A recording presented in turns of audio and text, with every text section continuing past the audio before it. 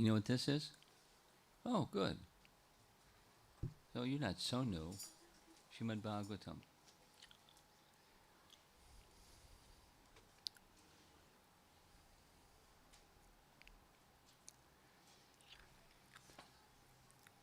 I'm going to read one verse from the Srimad Bhagavatam, Canto 1, Chapter 2,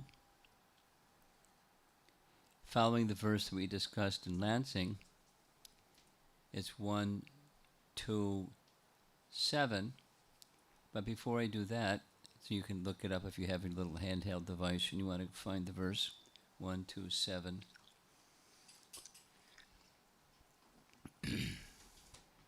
I'm going to go up a little bit and it'll come back down to 1, 2, 7. One of my heroes, I have a few of them, several of them, but one of my heroes in Krishna consciousness is Jiva Goswami. Jiva Goswami, for those of you that are a little bit on the newer side,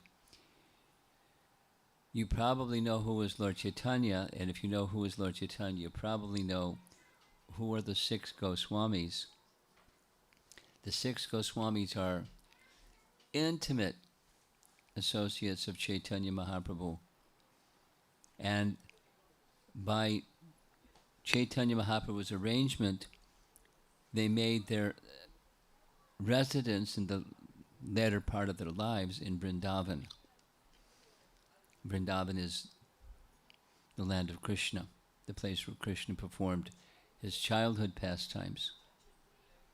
Wonderful childhood pastimes. And it's an eternal, Vrindavan is an eternal transcendental place. It was before Krishna appeared, it was while Krishna was present, and it remains because it's an eternal transcendental place within this material world. I mean, the world, the whole universe is created and destroyed, but the transcendental place isn't either created or destroyed. When, before Krishna appeared, he existed eternally in Vrindavan. Krishna appeared and performed pastimes in Vrindavan. He had a pastime where he left Vrindavan, but Krishna never leaves Vrindavan. And then when his pastimes were completed, he returned to Vrindavan. There's a unmanifest, there's a nice aprakat.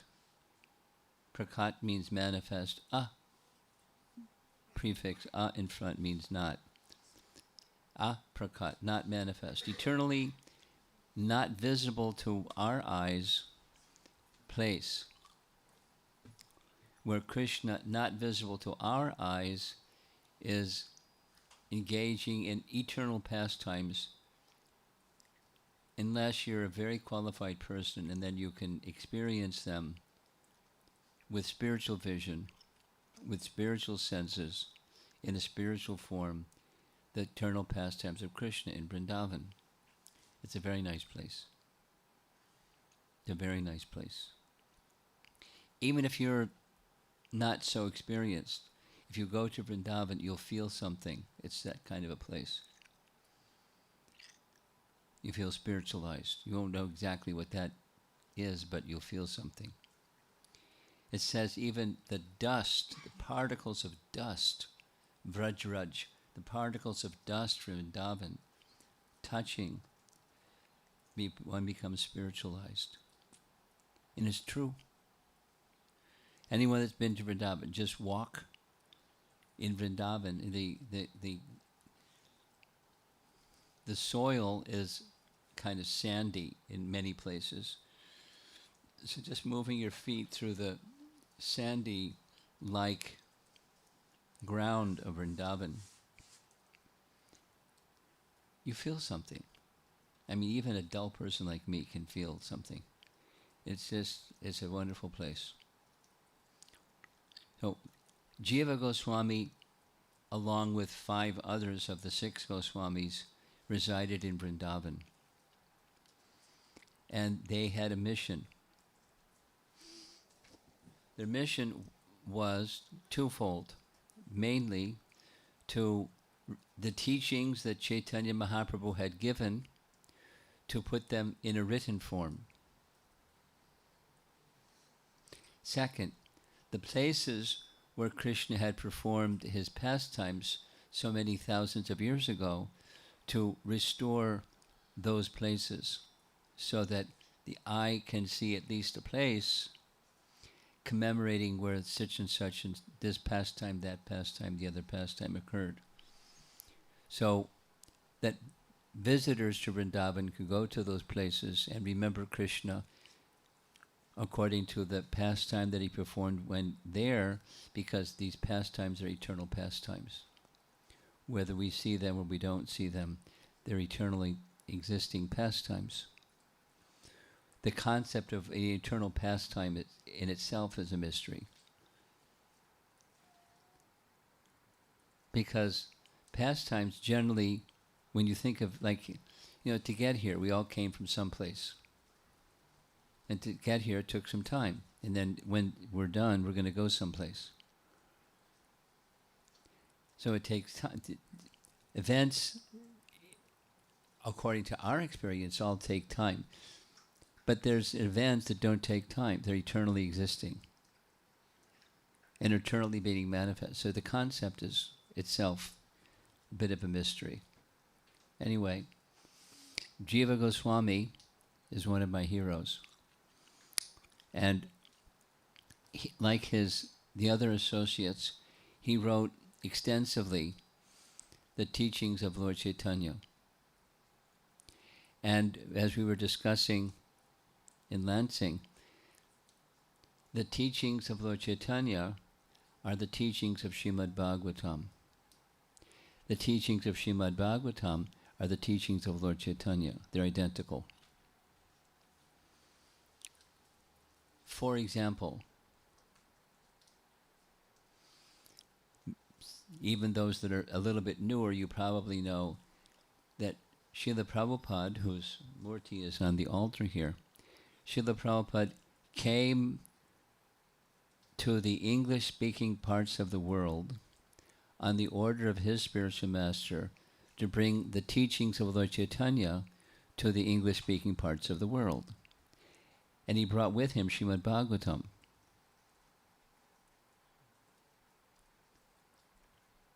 So, as an example, the teachings of Srimad Bhagavatam are the teachings of Lord Chaitanya. To give people the teachings of Lord Chaitanya, Prabhupada spent years preparing the translation and purports for Srimad Bhagavatam to fulfill the order of his spiritual master to bring the teachings of Lord Chaitanya to the English-speaking parts of the world. So it's all in English. The first time in a thorough, comprehensive, from Canto 1, Prabhupada's plan was right to the last of the 18,000 verses. That's a lot of verses.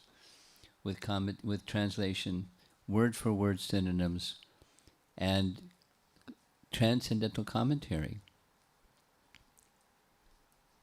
Now, some of the verses don't have commentary because they're very, very simple. But some of them are very long commentaries, multiple pages. So Jiva Goswami wrote 4 commentaries on Srimad Bhagavatam. He liked Srimad Bhagavatam. You want to hear what they are, at least by name? One of them was like Prabhupada did. One of his 4 is like what Prabhupada did. He wrote a verse-by-verse commentary called Krama. Krama means step. Krama Sandarbha. Sandarbha is a type of literature. Won't go into what type, but it's a type of literature. He wrote another one called Gopal Champu. It's another type. Sandarbha is a type and Champu is a type. In fact, Jiva Goswami wrote a book, How to Write a Champu, and then he wrote Gopal Champu. There are 2 of his books. So Gopal Champu is Gopal, Krishna, and his pastimes. Gopal means specifically in Vrindavan, Krishna the Gopala. Pala means to give protection. So he's protecting cows. Krishna liked cows. And cows liked Krishna. They loved each other. And he gave protection to cows as a young boy in Vrindavan. So Gopal Champu. Then the senior most of the 6 Goswamis was named Sanatana Goswami. Sanatana Goswami wrote a commentary just on the 10th canto of the Bhagavatam, which is the pastimes of Krishna in Vrindavan. Sanatana Goswami gave his commentary to Jiva Goswami, said, could you please edit this? You're such a scholar, super scholar. So he not only edited it, but he wrote a commentary on Sanatana Goswami's commentary, Vaishnava Toshini Tika. And then he wrote this big work called Sat Sandarbha. Sat means 6. So 6 divisions. And the first of those 6 divisions is called Tattva Sandarbha. Tattva means truth. So he begins the book, you'll appreciate why I'm going through all this rigmarole. He says, I want to write about Krishna. I want to speak about Krishna. But before I speak about Krishna, I should establish what's the best means of knowing Krishna. Then he steps back further and says, for that matter, the best means of knowing anything. How do you know anything? What to speak of Krishna, who is the source of everything. How do you know anything? Then he says, I want to write about that. He's really thorough. So the section that's within this first of the 6 Sandarbhas is called Pramana Kanda. Kanda means section. Pramana Kanda. Pramana is a nice Sanskrit word that means the means of knowing something, or evidence, or proof. And then he goes through this little exercise. There are 3 main ways that people know about something. Their sense perception, pratyaksha, is one of the ways you know about something. Like, I can't see it, but I can hear a fan. And I can, by sound. By sense perception, there's a fan going on somewhere here. Maybe it's the air conditioner or whatever it is. It's a fan. But knowledge through sense perception is the common method of knowing something. But then he goes through, there's defects of the senses. So any knowledge that comes through the senses is going to be defective. Much more elaborate, but I'm just going quickly.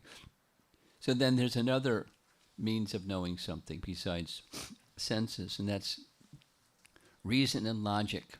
There's a nice Sanskrit word for that one too. Reason and logic. But reason and logic aren't so good either, because we make mistakes. And one logician can disprove the logic of another logician and establish a superior position by logic and reason. It's insubstantial. Sense perception, logic and reason, or inference. Then he says there's a third way of knowing something, and that's from authoritative source. Shabda, sound. Just like, for example, supposing I want to know if my flight leaving Detroit heading for the next destination is going to depart and is it on time? I don't go to the corner and ask the gas station attendant. I contact the airline representative and say, is the flight on time?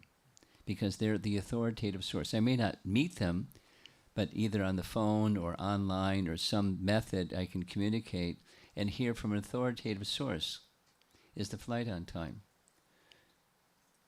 Now that's for worldly things. Now then he goes to, what if you want to know about Krishna?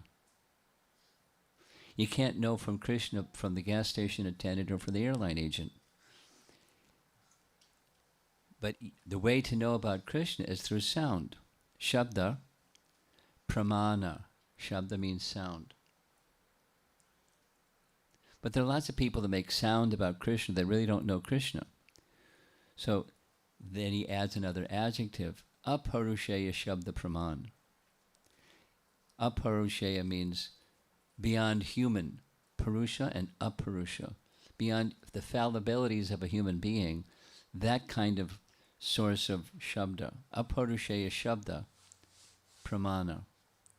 And that's the Vedas. Then he goes and drills further. But then the Vedas have different divisions, and there's modes of nature for people who are different.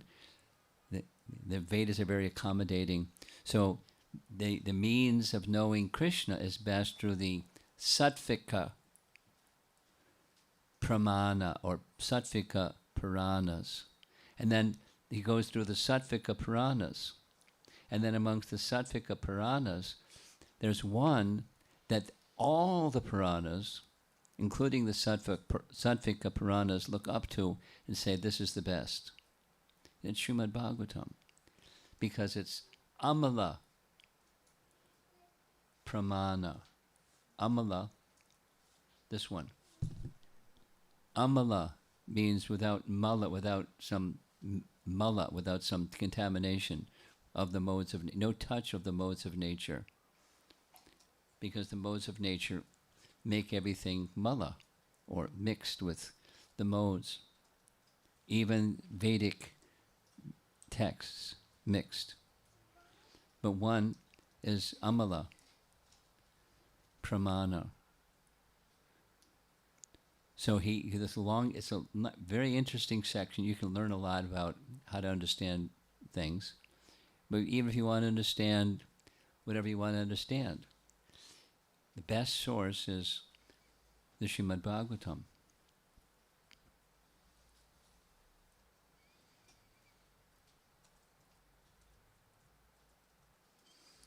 And I could give some 4 examples, but I won't do that. Cosmology is a nice example. Or, where does everything come from? Where do I come from? And think, those kind of fundamental questions. The Srimad Bhagavatam gives the answers. So, and how to live my life in such a way that I can most quickly proceed towards the place of eternal life, in case you want that. It's the best means of knowing how to do that. Navigate your way from, put that in your GPS and switch the on button on, and you can navigate your way to eternal life, or the spiritual realm, or the Vrindavan.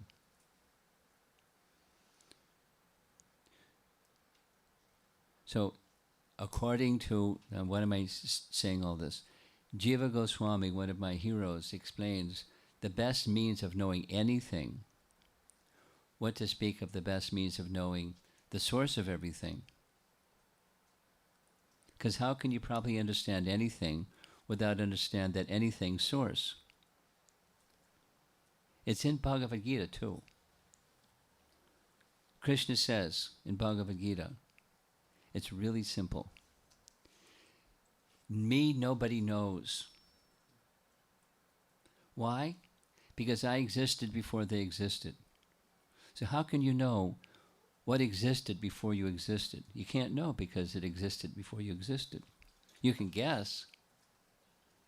Perhaps, maybe, in my opinion, I think, or just no preamble, just this what existed before you existed.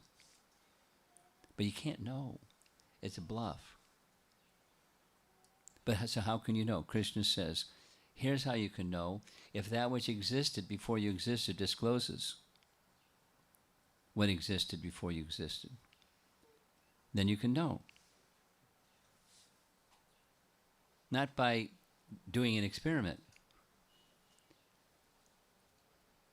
but by aparushaya shabda praman, by that which is beyond the fallibility and limitations of a human being.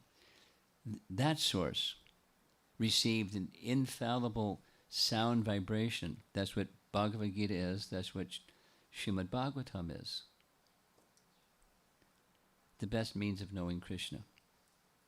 And for that matter, the best means of knowing anything, because anything and everything comes from Krishna. As Krishna declares in Bhagavad Gita, Aham sarvasya prabhavo matak sarvam pravartate iti matva bhajante mam bodha bhava samandita.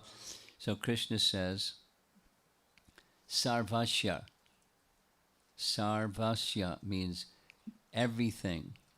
Everything means matter and spirit. There isn't a third thing. There's matter and there's spirit.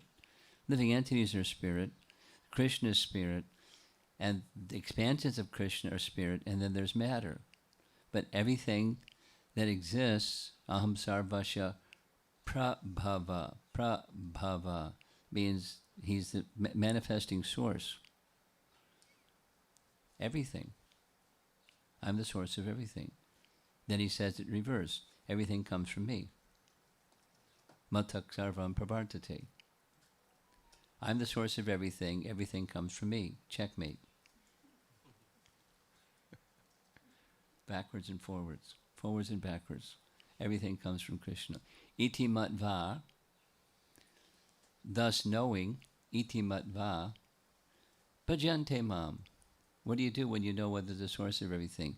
You engage in activities in relation with the source of everything, and that engaging in relation with the source of everything has this Sanskrit root word bhaj, which is different than the English word budge.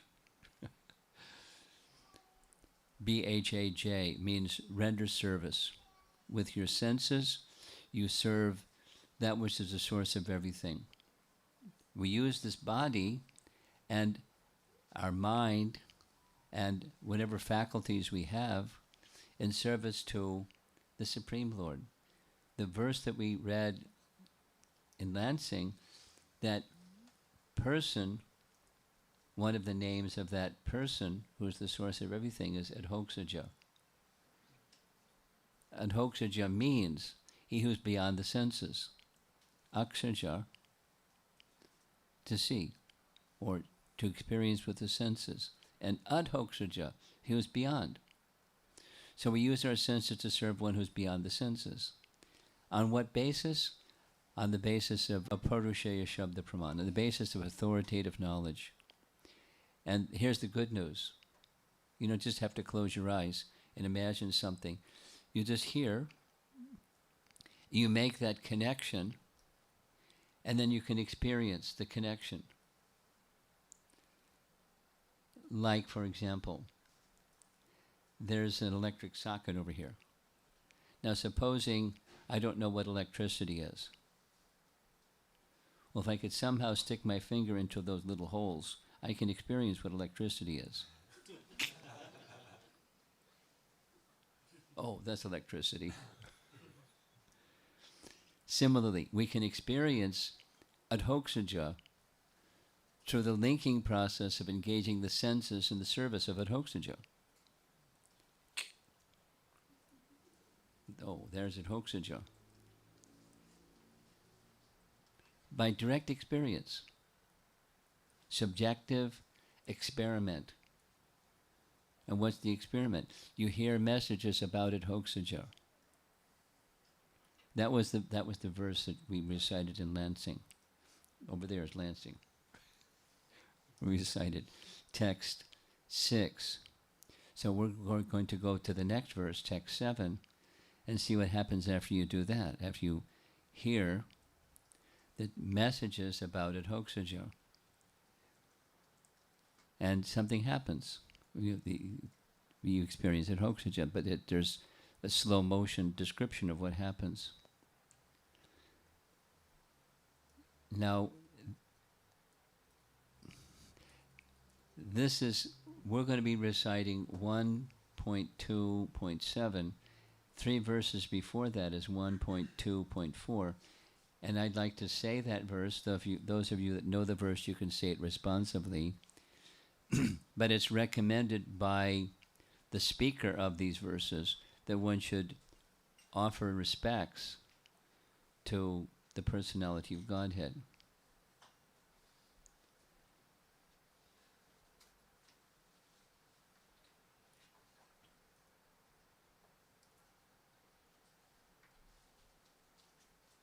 Narayanam namaskritya naram chaiva narottamam devim saraswatim vyasam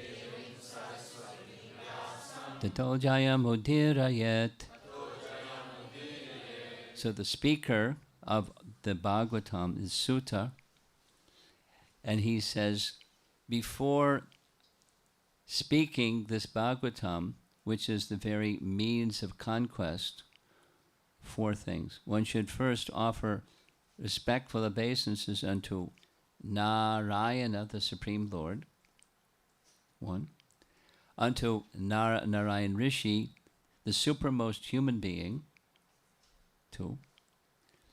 Unto the goddess of learning Saraswati, number 3. And unto the author Vyasadeva, 4. So having spoken that verse, let's go to 1 to 7.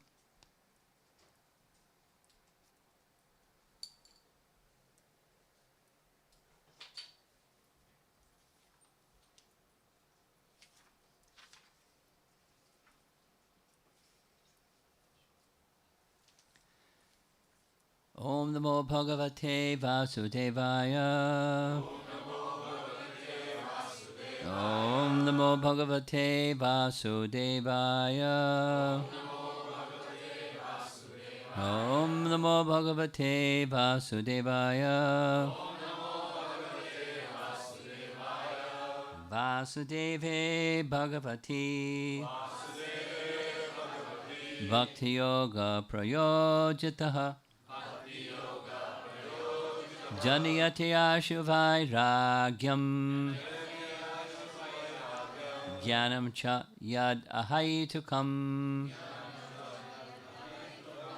One more time. Vasudeve Bhagavati Bhakti Yoga Prayojitaha Janiyati Ashuvairagyam Jnanam cha yad ahaitukam. So there's some important words in the verse. Everyone recognizes the Bhakti Yoga part. Bhakti Yoga Prayojitaha. Bhakti Yoga unto Vasudeva.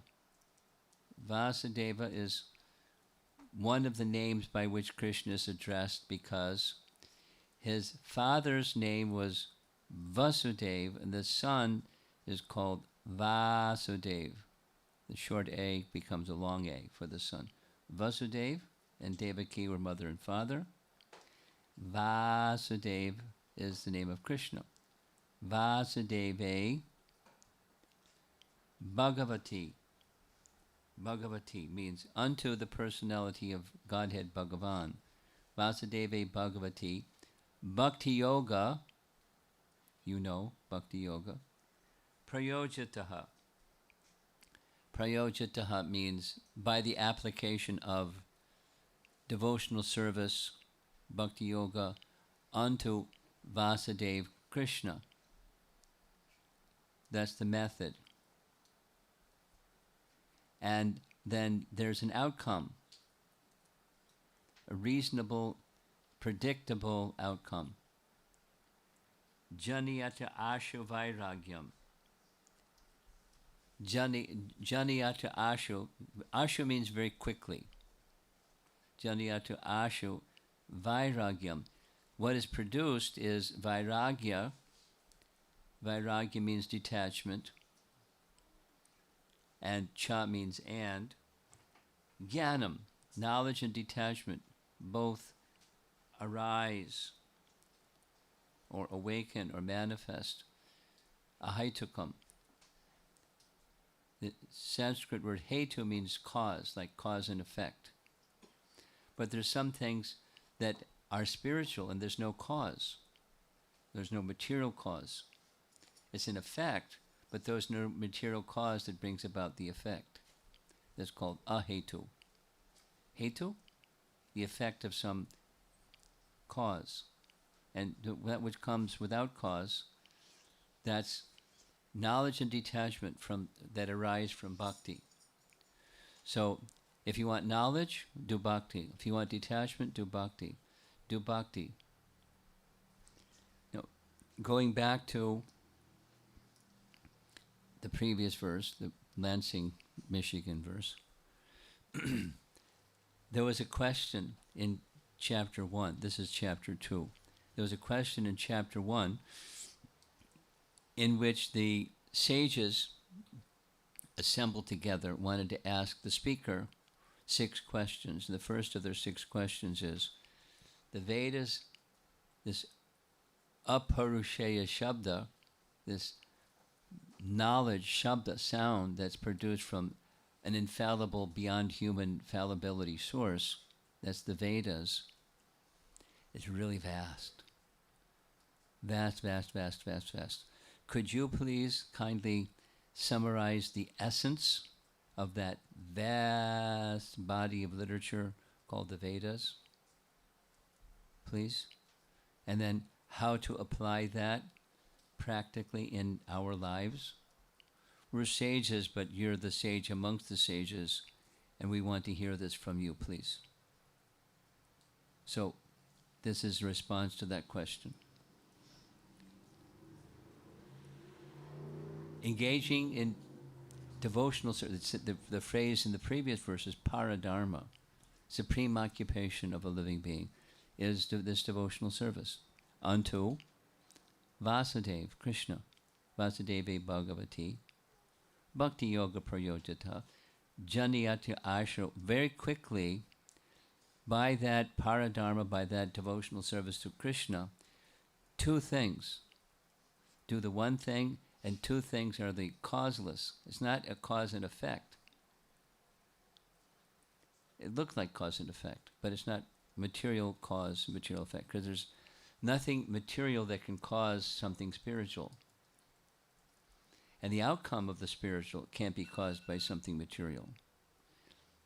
It's a natural byproduct. That's a nice word, byproduct.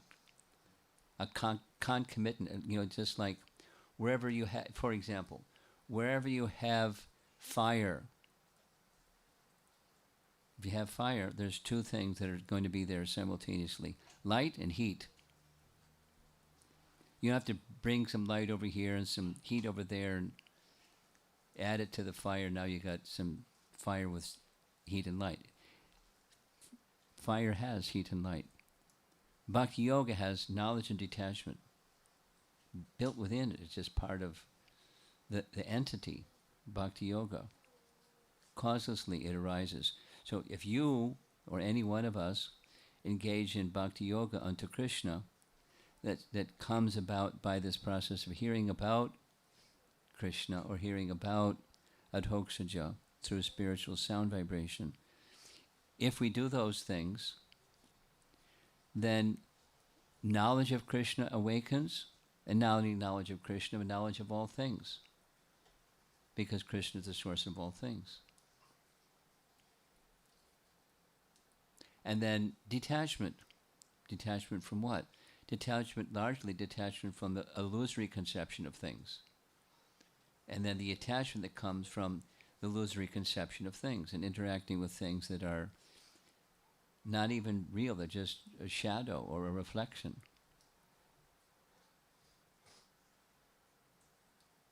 What's an example of being attached to a shadow or a reflection? Well, the mind. It's a good example.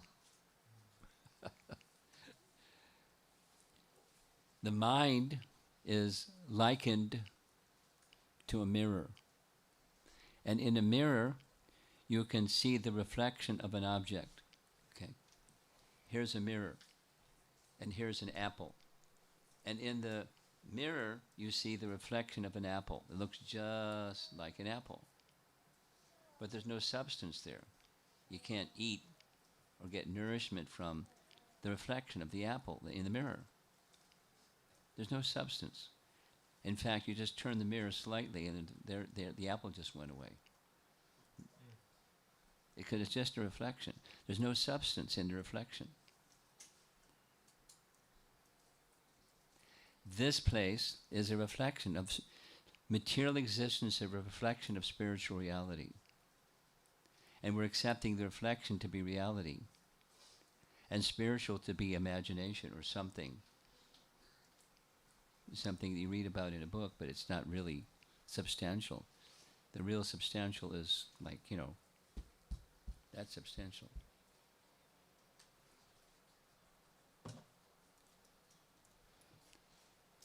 Wait a while. Maybe a long while, but that's going to be gone. It's not substantial. It appears to be, and we accept it, and we function as if it's substantial. And a thoughtful person or wise person knows it's not substantial. There is another reality.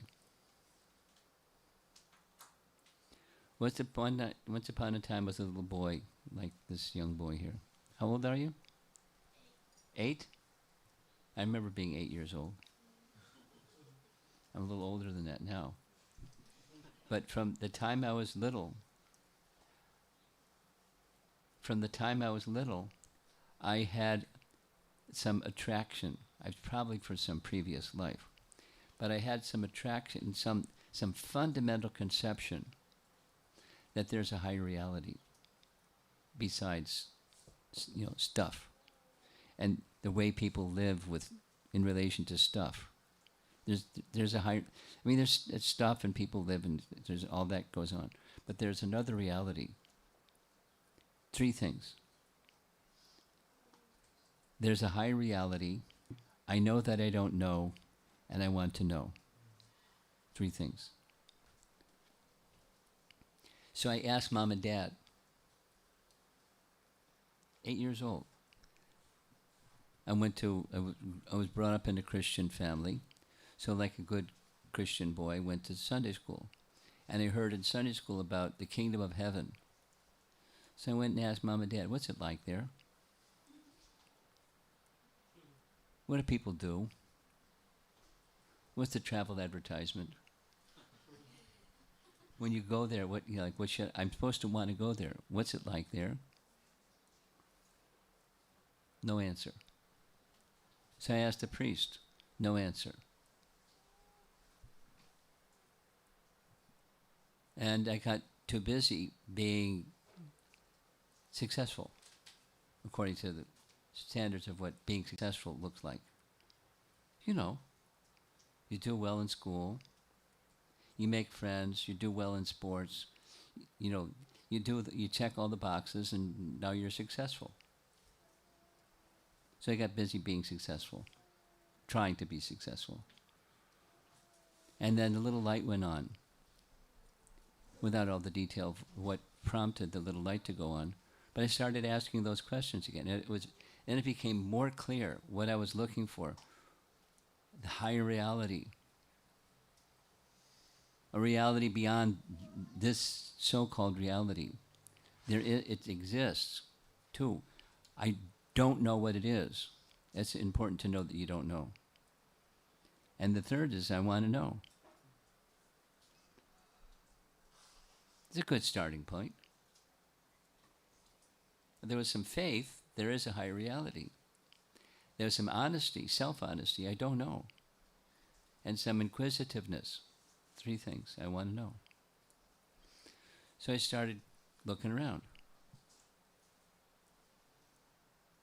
And, lo and behold, I ended up being a Hare Krishna devotee. It didn't happen overnight by any means. But it came from inquisitiveness, searching, asking, searching within, etc. Reading different categories of wisdom literature, trying different modalities of spiritual disciplines, plural. And somehow somebody, here's a little detail. Because I was searching, guess what? Krishna knew I was searching, and he reciprocated. So one of the ways he reciprocated was a philosophy professor in my undergraduate days, very nice man. We had a friendship outside of class. And he gave me a Bhagavad Gita. There's details and details, but he gave me a Bhagavad Gita. And because it was him, and because one of the things that we did together is he liked to sometimes read his poetry. So I thought it was like a book of poetry. I couldn't pronounce the title. I didn't know anything about anything. It just came out of the sky and landed in my hand. So I started carrying it around along with my textbooks. And then another friend said, "Oh, I have one of those, but it's a different version. Here, you take mine." So now I have two. And I put the math together and said, if there's two, there's probably more than two. So I went to the library.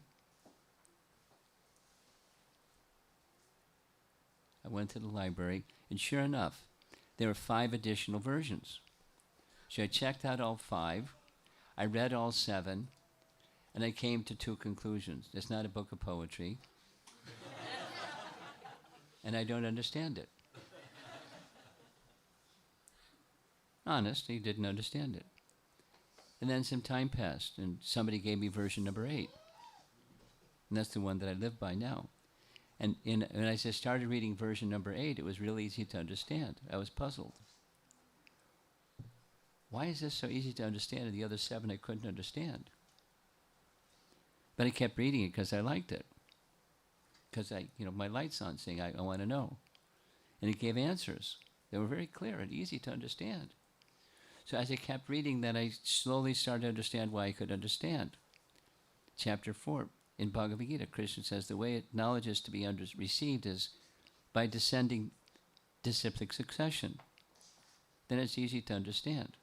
And the other method was the ascending method. You hold the flashlight and you're looking for the sun. That's not how you find the sun. The sun is self-luminous. That's how you find the sun. So little by little, I'm starting to put little puzzle pieces together and understand if I really want to know that higher reality, I have to come to this source that's coming into descending fashion from an infallible source. Then it's knowable, that higher reality. I kind of stumbled on it, but Krishna was being very kind and helped me. At least gave me choices that before I didn't even have the choices to examine and reject some and accept something. So being inquisitive to know that which is the source of everything, the highest truth, higher reality, give it any other nice label you want. And be patient. Be enthusiastic, at the same time patient. That's a rare combination. It's like go and stop. It's not stop, it's just be patient. Keep being enthusiastic and be patient. And then there's a third principle. What I'm doing right now is just giving you a little hint of what Rupa Goswami writes. Then you have Utsahanishchaya Dhairyat. You have confidence.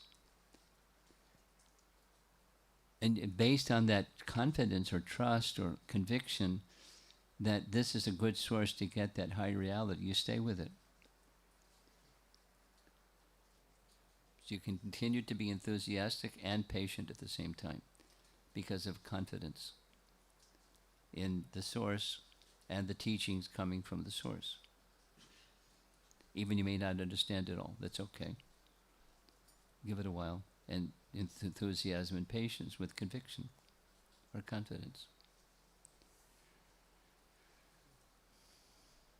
So that's what's being described here in this verse number 6 from Canto 1, Chapter 2. And I'm going to read a little bit of the purport. There's 2 paragraphs. Those who consider devotional service to the Supreme Lord Sri Krishna to be something like material emotional affairs, that's the reflection in the mirror, may argue that in the revealed scriptures, sacrifice, charity, austerity, knowledge, mystic power, and similar other processes of transcendental realization are recommended. According to them, bhakti, or devotional service to the Lord, is meant for those who cannot perform the high-grade activities. You're kind of weak and sentimental, and so, okay, you can be weak and sentimental, do the bhakti thing. But then if you really got it together, you do the high-grade thing. There are some people that have that view. It's not the Bhagavatam view, it's not the Bhagavad Gita's view, but it's some scholarly people think like that.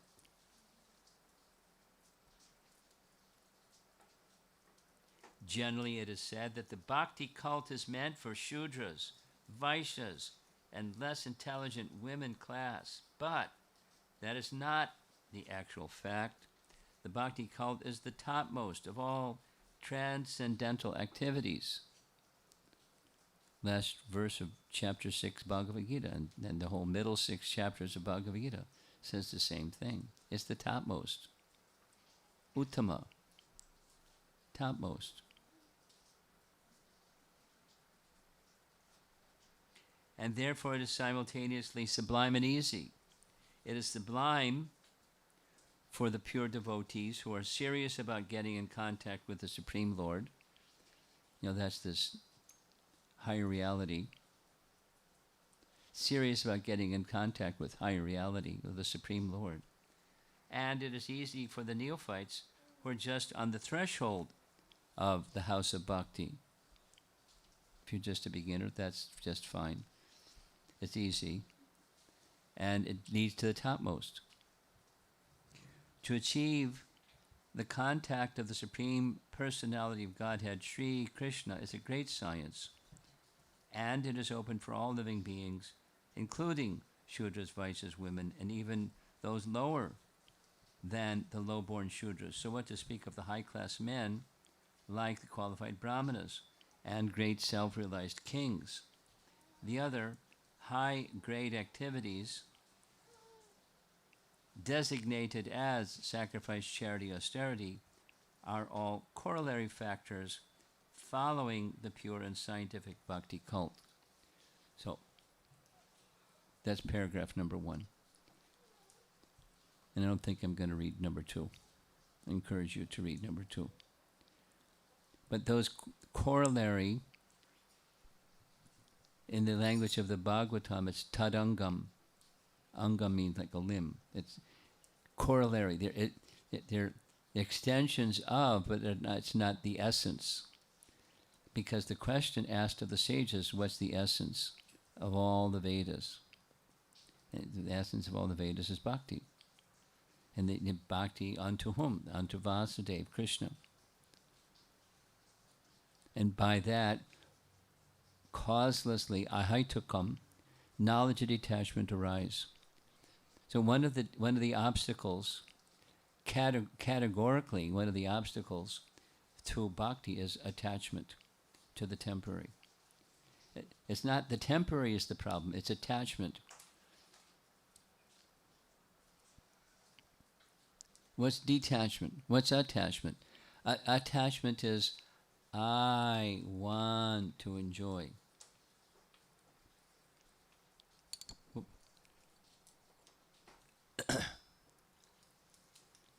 One time I was visiting a new family the new family were guests of the regular group in such and such location, and they lived a little bit further away, and they were really enthusiastic.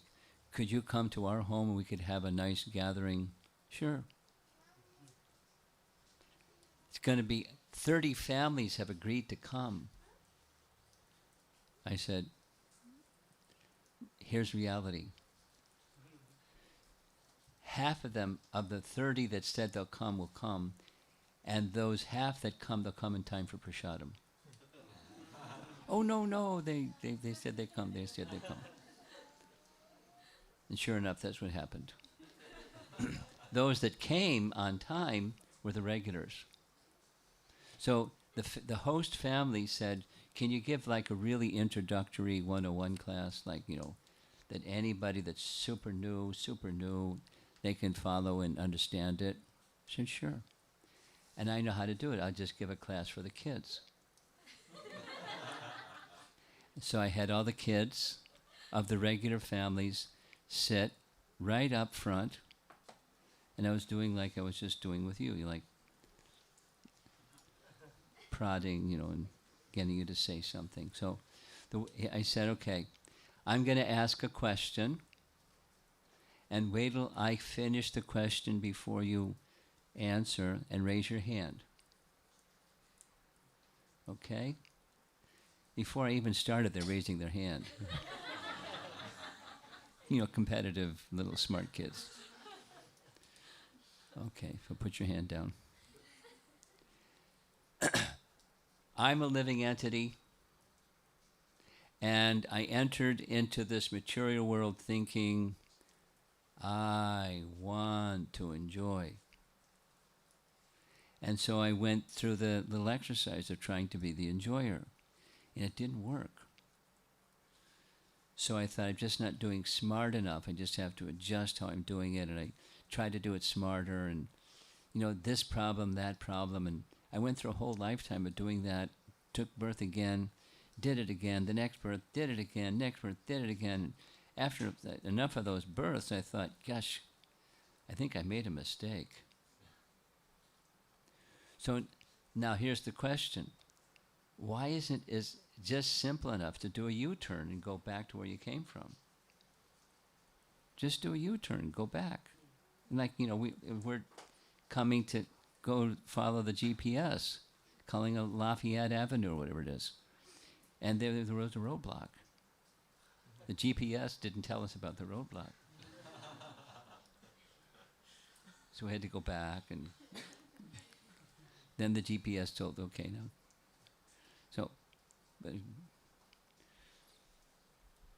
So why isn't it simple enough to just do a U-turn and go back where you came from? And then, everybody had their hands up, and I called on some people, and nobody had an answer, and they just giggled and giggled. And then the youngest girl right in front, very bright, calm, peaceful demeanor, and she said, well, the mind says, the senses say, I want to go back, but the mind says, I still want to enjoy. Attachment in the mind. I said, wow, you're reading Prabhupada's book? She said, yes. The spirit is willing, but the flesh is weak. You've heard that one? That's a biblical saying. Spirit is willing, but the flesh is weak. And then one intelligent boy, finally he raised his hand and he said something quite similar.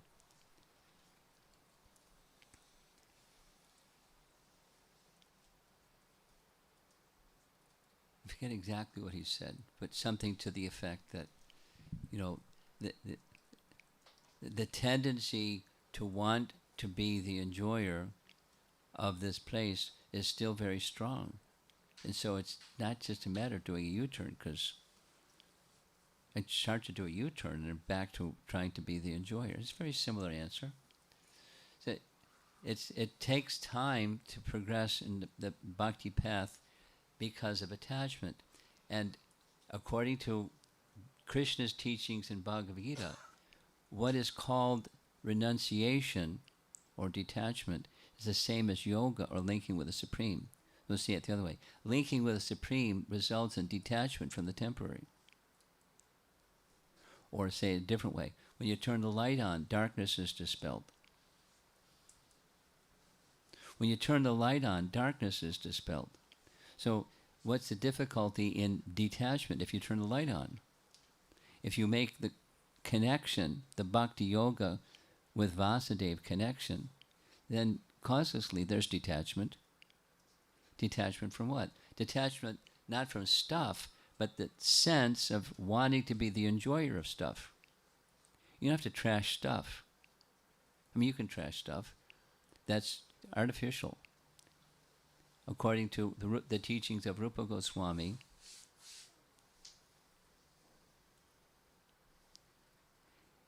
trying to be detached from stuff while in the mind there's a continuation attachment to stuff, it's falgo vairagya, false renunciation. Mukshabi prityago vairagyam palgo kachyate. It's false renunciation. Hari sambandha vastuna. Rather, you see, Hari sambandha means relationship. See the relationship of all things. Here's a little table, here's a little stanchion, here's a chair, here's a camera, here's a, space, room. So use it in Krishna's service. You don't have to trash it. You don't have to falsely renounce it. Use it in Krishna's service. And then it's liberating. The thing becomes an object of liberation. And the consciousness becomes liberated. That's vairagya. Vairagya or detachment is detachment from the mood of trying to be the enjoyer. Because that's what's binding. That's the attachment. That's what this little girl said.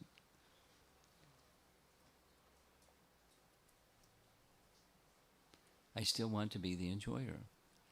My intelligence says, this isn't working out, let me do a U-turn. But my mind is attached to the mood of being the enjoyer. So detachment doesn't follow. Detachment does follow when the mood of being in the service of the Supreme Person at Hoksaja, using the senses to serve the master of the senses, Rishikena Rishikesha Sevanam, Bhaktir Uchate. Then detachment follows.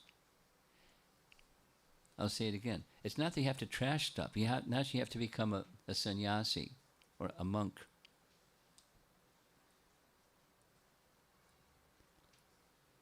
Just accept that which is meant for Krishna's service in service to Krishna.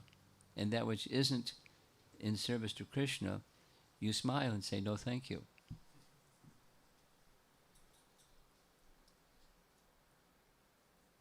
Would you like da-da-da-da-da? With a smile, no thank you. It's easy. And that which is in relation to Krishna, it's thank you. No thank you, yes and no. Anako yasya sankalpa pratiko yasya varjanam. You accept things which are favorable for Krishna's service and you just say no thanks to those things that aren't in relation to Krishna's service. It's as simple. And that's detachment. Detachment is attachment to Krishna. Got it? Detachment is equivalent to attachment to Krishna. Or as Krishna says in Bhagavad Gita,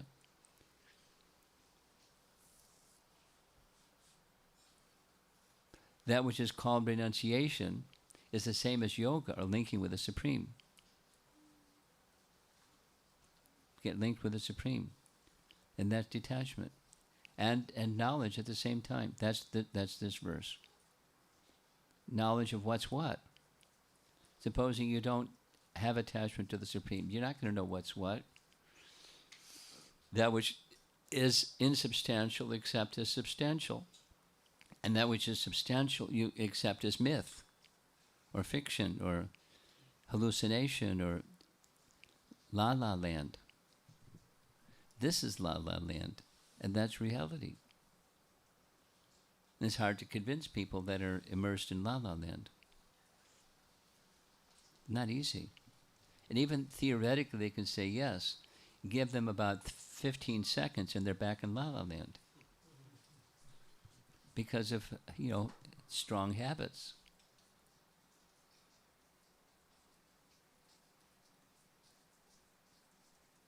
Even ourselves. It's not so easy to extricate ourselves from the illusion of happiness being within this realm.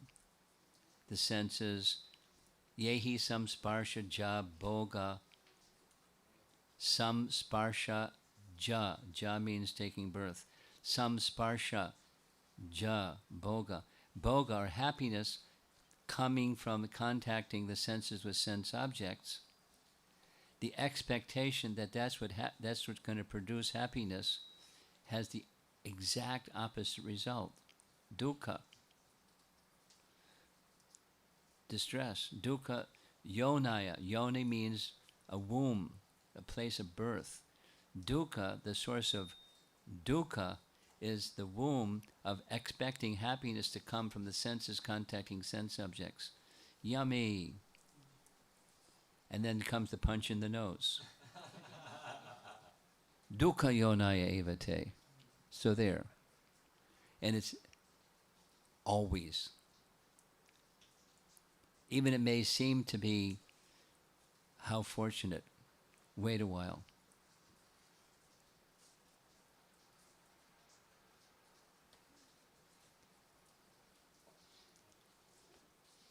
It's not fortunate. It appears to be the real thing, but it's not the real thing. Srimad Bhagavatam is very wonderful transcendental literature that invites us into transcendence very gently. Just like that verse. Of the 6 questions, we're touching on the first of the 6 questions. The 6th, or the final question, was, now that Krishna has departed from this world, with him went protection of religious principles. Where will religious principles take shelter now that Krishna is gone? Good question. And the answer is, shortly after the departure of Krishna from this world, appeared the Srimad Bhagavatam, which is non-different than Krishna, but very soothing and cooling. Just like when the sun sets, it's dark, it's night. It's night, it's dark. But if that which is as brilliant as the sun rises shortly after the sun sets, then you can get light. In the Bhagavatam, the sun is Krishna, and the moon that may arise after the sun sets, may be as brilliant as the sun, but as cooling as the moon. Because when Krishna came with fire, he was killing demons. The Bhagavatam doesn't kill demons. It's very soothing, but as brilliant as the sun. Cooling like the rays of the moon, but as brilliant as the sun. That is to say, it extinguishes demoniac mentality or darkness mentality and brings light. It's very soothing and cooling and very gentle. Just expose yourself to that light of the Bhagavat, and you can start to see things even in darkness.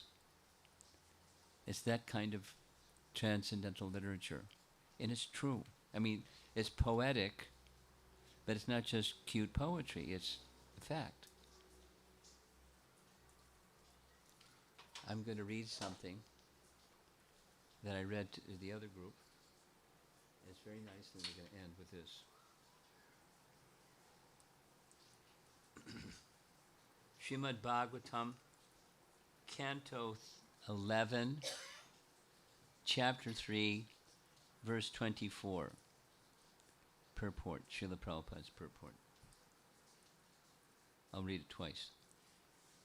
It is being practically seen throughout the world that when the principles of Svadhyayam or Vedic study is applied to these books, such as Srimad Bhagavatam, Bhagavad Gita as it is, Chaitanya Charitamrita, and Nectar of Devotion, the sincere reader becomes infused with ecstatic determination to serve the Supreme Personality of Godhead. So regularly hearing Nityam Bhagavata Sevaya, regularly hearing the Bhagavatam, regularly, every day, regularly hearing Srimad Bhagavatam and these other literatures.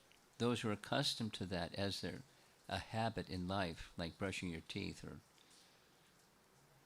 taking a bath in the morning, or some things you do it just naturally. Hygiene you do naturally. So the spiritual hygiene is this hearing Srimad Bhagavatam every day, every day, every day, every day, every day. Brush your teeth and hear Srimad Bhagavatam. Without exception, you don't skip some days of brushing your teeth. Even if you're busy, you brush your teeth. So hear Srimad Bhagavatam every day. And the consequence is, according to this nice purport, the ecstatic determination to serve the Supreme Personality of Godhead becomes infused from within. It's true. I invite you, try it. And those that do it can verify it's true. It's true. And when you become infused with the ecstatic desire to serve Krishna, then there's light. And even you're in a place that's darkness, there's light within. And you can encounter the ups and downs that this world has, a place of duality sometimes and sometimes. Sometimes good fortune, sometimes misfortune. It's here. It's in this world of duality. But you can pass through it easily with the light of the Bhagavad that lights on within. And you can see what's what, and you can handle it. It's true. It's a nice statement, and it's true. So let's see if there's some discussion. Yeah. We have a little portable microphone.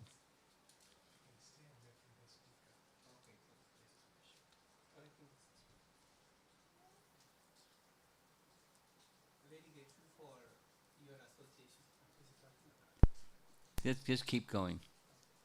So very grateful for your association, Maharaj. You mentioned that Krishna is source of everything, and Srimad Bhagavatam say the same way. Yes. So I want to know how does how absolute is source of relativity? How does what? Say it slowly. Okay. How does the absolute is the source of relativity? How from Krishna originates the relativity and duality? Oh, very good. You want to know that your question is Vidura's question to Krishna? No, it's Brahma's question to Krishna. Brahma's the creator, right? But before Brahma, there's Vishnu. And Brahma appears from Vishnu. And when he undergoes tapa for 100 celestial years, Vishnu comes before him and says, Haribol.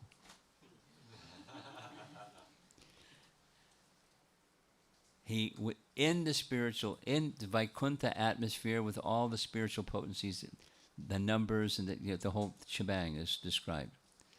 And Vishnu stands and approaches Brahma and extends his hand and shakes his hand. It's not like this, spooky thing. It's a person-to-person relationship. And Vishnu says, You pleased me very much by your austerities and penances. There will be nothing unknown to you. He's imparting Hridaya within the heart of Brahma, transcendental knowledge, and said, you may ask me anything you like. So he asked this question. The language is a little different, but that's the question. So then you can look, I invite you to look, so you get this more detail. Bhagavatam, Canto 2, Chapter 9, Texts 32, 33, 34, 31, 32, 33, 34, 31 through 34. You can look it up later. But it's an answer to this question, because it's a fact that the source of everything, aham sarvasya prabhavo, sarvasya means everything, matter and spirit. So the question, you're all spiritual. Vishnu, you're all spiritual. Could you describe to me how material comes from you who are all spiritual? And then how does that combination of spiritual material result in creation? Because that's what Brahma has to do. He has to put these two things together and build the universe from nothing, or at least the elements, knowing that the elements came from the all-spiritual Vishnu. So Vishnu doesn't give him an engineering class. If that's what you're looking for, that's not what he gives him. It says he's speaking principles. So matter is moved by spirit, not the other way around. Matter is moved by spirit. And the spiritual source, all spiritual, includes everything. We'll say it the opposite. There's nothing that exists that's not from the source of everything. So everything includes matter and spirit. So the source, all spiritual, has both material and spiritual energies. And the combination of them is Brahma's job of putting them together. He's the chief engineer of the universe. But the principles are presented in those verses that I gave you. And it speaks of the principles as being mysterious, rahasyam. And another phrase that's used is tadangam, paraphernalia. This is the paraphernalia of Krishna. It's his. We like to think of it as mine. That's called false ego, the product of false ego. But it's not mine, it's his. But false ego is also generated from the source of everything, which is part of your question. How can illusion come from that which is the source of all light? And the answer is some living entities want it. In order to be the enjoyer, which we're not, you have to be an illusion. So that which facilitates illusion is our dear friend false ego. And to get rid of false ego it's not just snap of the fingers. Just do a U-turn. That was the question I asked the kids. We're attached to the concept. I want to enjoy. It's why we come here. It's what keeps us here. So that I want to enjoy spirit, it's awarded to the living entity who makes the wrong free will choice. And then comes the material creation, and we're entangled in the complexities of wanting to be enjoyers when in fact we're not. Fundamentally, in principle, we're servants of the supreme enjoyer. That's the reality. So the illusion also comes from the source of everything. And the technology of how the illusion program is wired, the engineering, is Brahma's job. And it's very effective. Of all different species of life, they all get, the shapes are different, but the principle is the same. It's our dear friend, false ego. Misidentifying with that which we are not, false ego. Ego is sense of self. False ego, ahankara, His mistaken sense of self.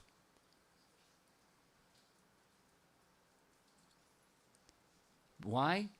Living entities wanted it. Really? Really? Not we wanted to suffer, but we wanted to be the separate enjoyer, which doesn't exist. So you have to have illusion. So that you can think that you're the separate enjoyer when you're not. And struggle to do it smarter and better and so forth. So you won't suffer, you enjoy. So I can be the enjoyer. The Lord of all I survey. It comes from the source of everything. Now the source of everything says, no, please don't do that. You'll suffer. I want to enjoy. Please don't do that. I want to enjoy. Okay.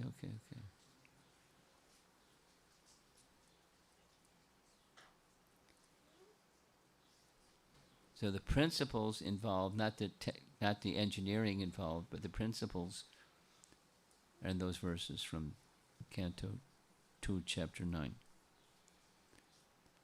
Those 4 verses have a very special place in the whole of the 18,000 verses.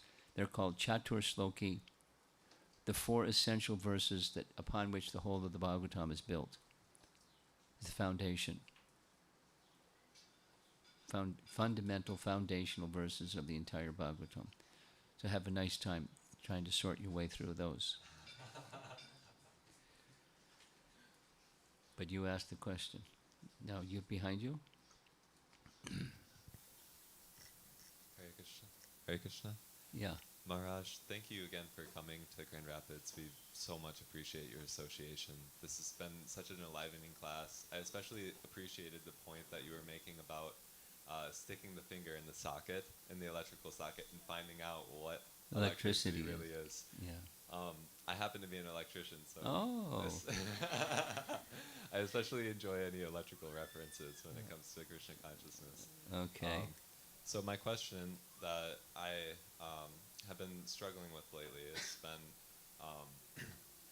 anytime I do any service, false ego gets in the way, Really? and suddenly I think I'm the best devotee Really? around, and I also think that my service is so great, and I think like, oh Prabhu, and I and I think like, yeah. So that's mainly my question. How do we get beyond this silly false pride and silly thinking that like I can be the best devotee around?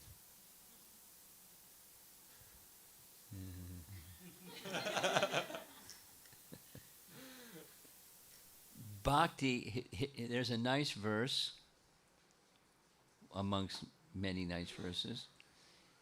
Canto 3, Chapter 25, and I'm not sure the verse number, I think it's 30, but you can look around, where Kapila Dev answers your question by saying, the bhakti process is so powerful.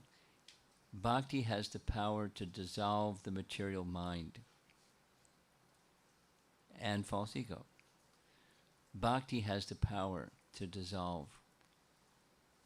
Now, until the mind and false ego become dissolved,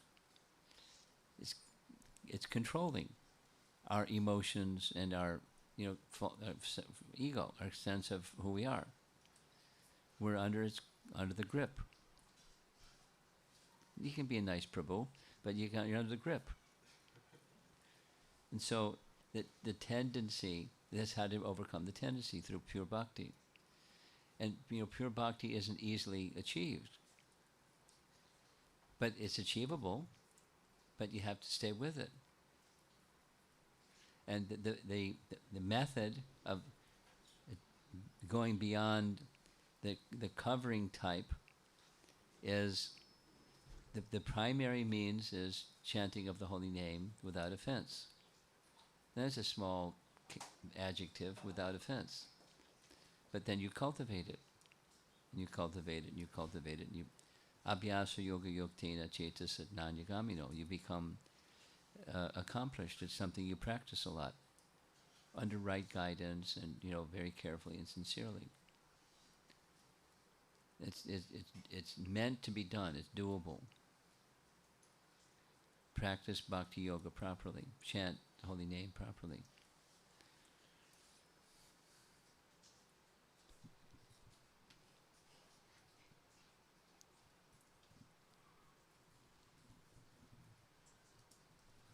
All the way in the back.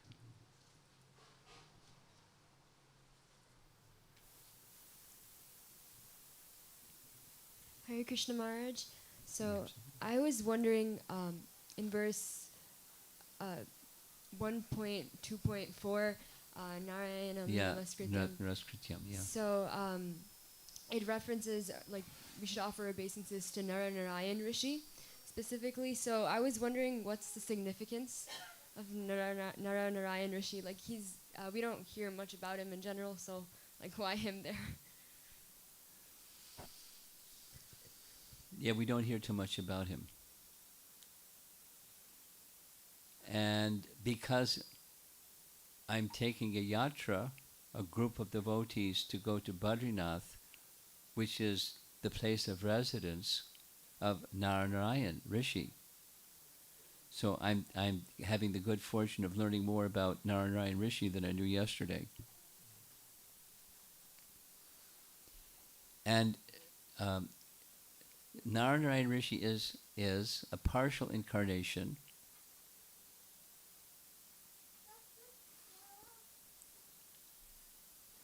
You can read something about him in Canto 4, Chapter 6, Canto 4, Chapter 1. You'll read something about him. And he married the partial incarnation of Lakshmi. And there's details you can read in the section. But a partial incarnation, and there are two parts to his name, Nara and Narayan. So when you see paintings of Narayan, it's two forms, the Nara form and the Narayan form. And the Nara form is the same as Arjuna, because Arjuna and Krishna are eternal associates, and Narayan are eternal associates. So the Nara part of Narayan is Arjuna, or Arjuna is the Nara part of Narayan. And he's engaged in service and very, very intimately connected to Narayana as the partial incarnation. And he gives transcendental knowledge. He had, because Uddhava was sent to Badrinath by Krishna. All the teachings that I gave you in Uddhava Gita, please visit the ashram of Narayan and all the sages there, because that's one place I didn't get to go in my appearance in this world. You take all this Uddhava Gita knowledge and share it with them. Go to Badrinath. So they're very austere. That's a feature of their character. They're giving transcendental knowledge. They're the embodiment of transcendental knowledge, and they're very dear to Krishna as his partial expansion. And they obviously live for a long period of time, like Vyasadeva lives beyond, in a normal period of time. And they're apparently they're still there, Narayan Rishi. We may not be able to see them, but that's a little bit about them. Now, you'll be in school when we're attending the yatra. Boo. But there'll be recordings and live broadcasts, and so you can hear more. But there's a little smidgen. Now your brother has something. Pass the microphone back up.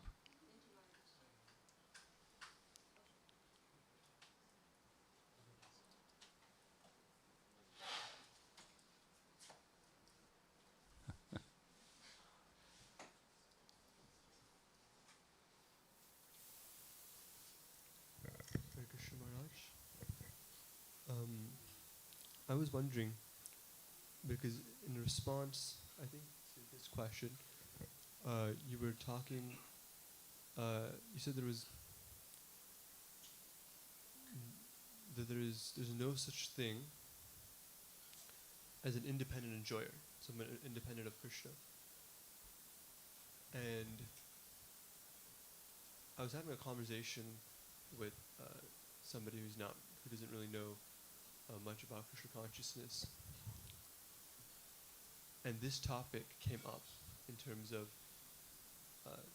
not being that the place of enjoyment is not, away from God, and that person just could not like get over that like the obstacle, that hurdle, that conception. So I was wondering if you had anything that you could say, or anything that's, how do you explain that to someone who really wants, who can't really accept that, I guess.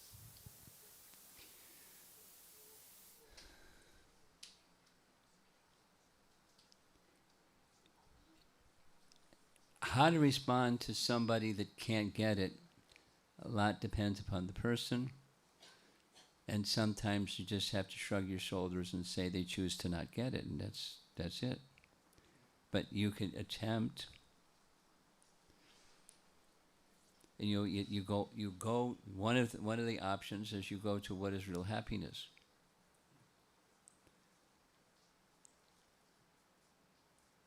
And then you go to real anything is sat, is eternal. It doesn't come and go. Real happiness doesn't, real anything is not temporary. It's sat. So what is there that is sat in this world? It's asat. So it's, but fundamentally, just in principle, it's not happiness, because it's not sat. Now, is there such a thing as sat? That's a good question. But let's just, before we go to that, let's just say this is asat. So whatever is in the name of happiness isn't what real happiness is. It's got a name, an enjoyment, or any corollary. It's not. If it's asat, then it's not the real thing. And then they say, well, I don't buy it. Then a standard step that Prabhupada would take is Jamna Mrityu Jara Vyadi. In this world, there's four inexorable things. Whatever appears is going to die.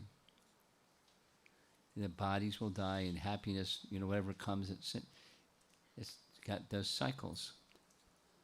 That's the nature of the place. So it's not substantial happiness. It's not substantial existence. It's not substantial, period, or exclamation point. Now, they can say, I don't buy it. Okay. That's a choice. Now, where does that leave you? It leaves you looking for happiness in the asat realm. So good luck. That's a choice you can make. I don't advise it, but you have the freedom to make that choice, and so be it. Wish you luck. Not sarcastically, but it's just not. If it's not reality, if it's not what real happiness is, it's not going to get you real happiness. So then, what is real happiness? Real happiness is the part serving the whole. Anandamaya, and this now we're going to the Upanishads, or Bhagavad Gita chapter 13, text 5. It's a state of consciousness that's connected with the Supreme. That's Ananda.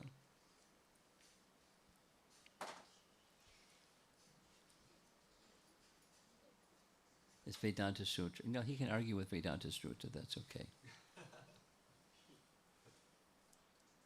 Okay, you want to pass the microphone to the back, towards the back. I see a few hands in the back.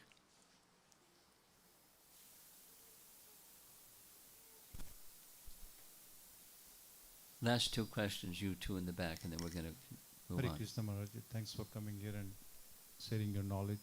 So my question is, what is the difference between need and enjoyment? Between what? A need. A need? A need. N-E-E-D, need. Let's take an example. I need a house to live, but that house for somebody else may be a source of that enjoyment, but for me that is a need. So take another example like a car. For most people who don't have a car is a source of enjoyment, but for me it may be a need to travel from point A to point B. So how do I define the difference between need and I enjoy something? Well, I question your definition of need, because supposing there weren't cars, supposing there weren't houses, is there a need? Is it possible to live without a house? For you, it's not an option. It's a need. So that's a desire. It's not a need. I'm just questioning your definitions. What's the body has needs. You have to eat, the four things: eat, sleep, mate, and defend. Those are animal urges. Those are needs. You don't have to. Animal propensities built into anyone that has a body. They do those four things. So those are needs because you have to eat. You can't exist. So those are needs. I'm just going at the definition of what a need is. And my response is a car is not a need. There are other means of conveyance besides cars. There's history where before there were cars and people were conveying from point A to point B. And they didn't need a car. They went from point A to point B by another method. So I'm just questioning your definition of need, which isn't really answering your question. I'm just questioning the terminology of need. Now, enjoyment is, by definition of Bhagavad Gita, sam sparsha ja bhoga. Sam sparsha means senses contacting sense objects. And then the expectation is bhoga, enjoyment. The experience on the sense platform of there's an object, and there's a sense, the sense that experiences that object, and there's an experience, and it's called enjoyment or suffering. Some like it hot, some like it cold, some like it in the pot 3 days old. You've heard that one before? That little rhyme? Mode of passion, mode of ignorance, and mode of goodness. So someone's like, maybe another person's suffering. One man's food is another man's poison. So liking is the enjoyment principle, that senses contact a sense object. Call that enjoyment. But it varies certainly from person to person. Even within one person, one day, the cool air being blown is soothing, and in the winter it's not soothing.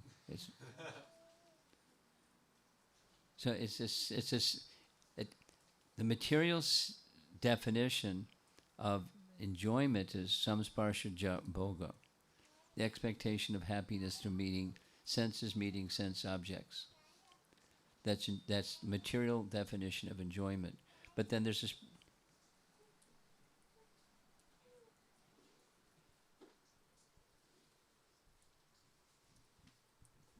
There's a spiritual definition of enjoyment that's different than the.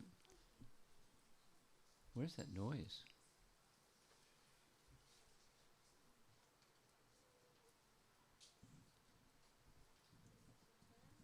No, it's a child whining.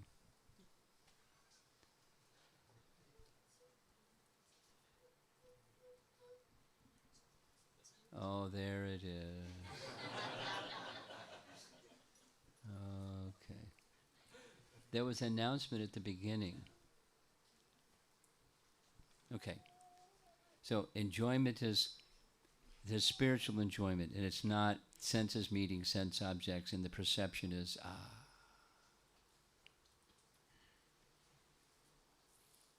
It's just definitions of things.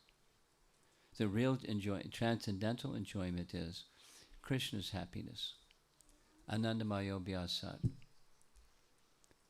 The soul contacting Krishna, that's real happiness. That's real enjoyment. The contacting the Supreme Enjoyer in a fully conscious way. That's real enjoyment.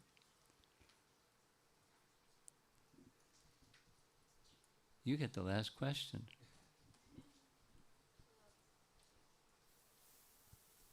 Thank you.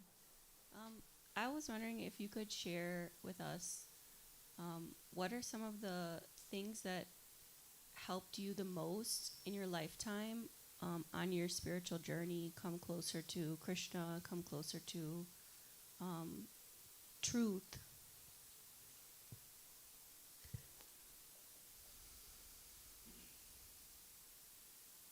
You're getting personal.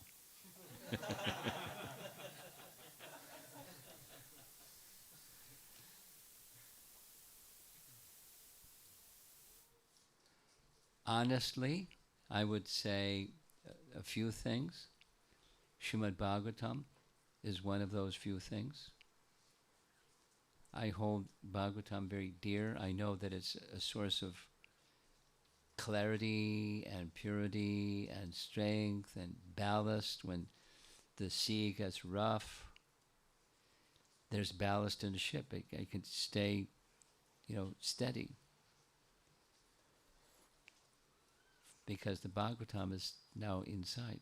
I mean, not 100%, but big source of strength and guidance and etc. There's some, I use this word hero. There's some, in my life, there are certain persons that are like heroes for me. They're like, I take inspiration from those heroes. And I know I'm not a hero, but I like the heroes. I like the example that they set, and it inspires me, and it keeps me going in the right direction, even when it gets a little crazy. That's been a big source. And when I go back and connect again, it's like, yes. It's, the whole inspiration and clarity and everything gets renewed. And there have been Vaishnavas,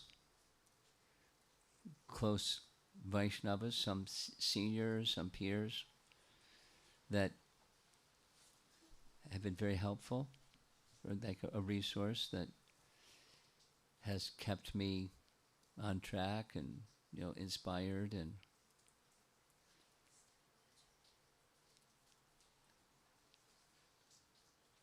the holy name.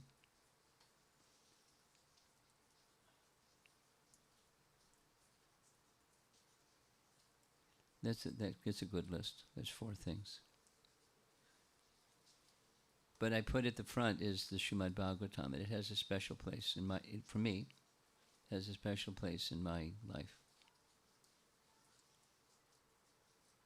May the same happen for all of you. It's very special, very special. Okay, and there, Srila Prabhupada ki Jai. Jai.